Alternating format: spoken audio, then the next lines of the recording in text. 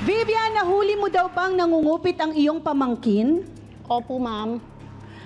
Ilang beses na? Marami na pong beses ko na huli siya na nangungupit. Okay, gaano nakatagal itong pamangkin mo na nasa'yo? 3 buwan po. 3 buwan pa Opo, lang. 3 buwan. Okay, pero nakita mo namang lumaki sa'yo? I mean, lumalaki itong pamangkin mo?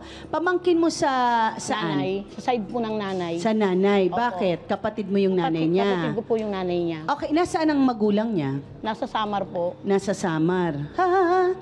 Okay, anong history nitong pamangkin mo? Bakit kayo napunta sa, umabot na sa pagkup mo sa kanya? Nagtatrabaho siya sa'yo?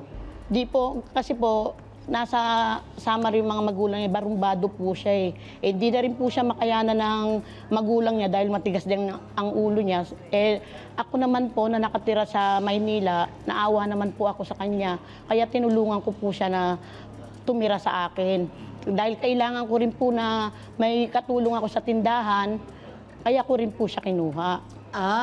Pero kinuha mo siya na para din kumita, no? Opo. Nasasweldohan mo naman. Eh, nasisweldohan ko nga po siya ng pero minsan depende na mabigyan ko siya kung maganda yung kinikita. Minsan kasi may matumal, minsan naman may magandang benta po.